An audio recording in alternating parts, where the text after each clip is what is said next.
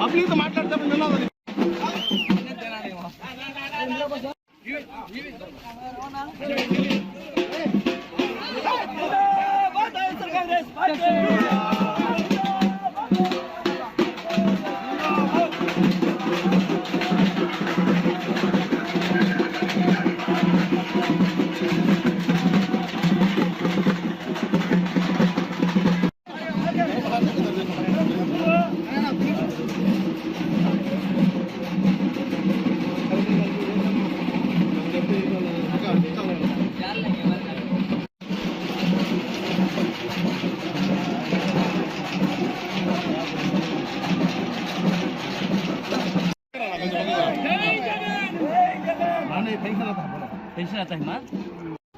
అందరికీ నమస్కారం.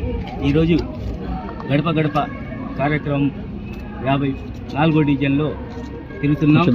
జగనన్న ఆశీస్సులతో ఈరోజు మన వైఎస్ఆర్ కాంగ్రెస్ పార్టీ తరఫున ఈరోజు నన్ను ఒక మైనార్టీని అభ్యర్థిగా ప్రకటించి ఈరోజు నాకు ఇంత అవకాశం ఇచ్చారంటే నేనే నమ్మలేకపోతున్నా. ఒక సామాన్యుడికి జగనన్న ఒక అభ్యర్థి ప్రకటించడం చాలా సంతోషంగా. అలాగే మన అనిలన్న సహకారంతో ఈరోజు నెల్లూరు సిటీ అభ్యర్థిగా నన్ను ప్రకటించారు. ఈరోజు 54వ డివిజన్లో గడప గడప తిరుగుతాం.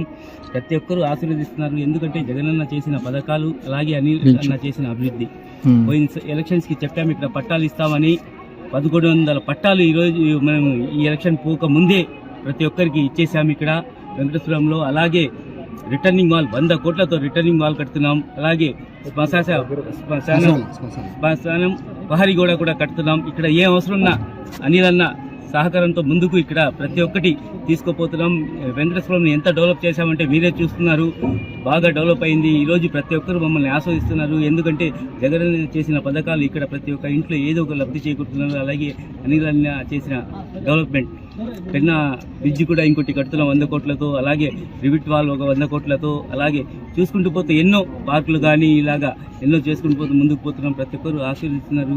అలాగే వైఎస్ఆర్ కాంగ్రెస్ పార్టీకి మంచి మెజార్టీతో గెలిపిస్తారని చెప్పారు. అలాగే జగనన్న కంపల్సరీగా సీఎం అవుతున్నారు. అలాగే నెల్లూరు సిటీ నుంచి ఒక సామాన్యుడికి అవకాశం వచ్చింది. ఈరోజు మంచి మెజార్టీతో మేము కూడా గెలవబోతున్నాం.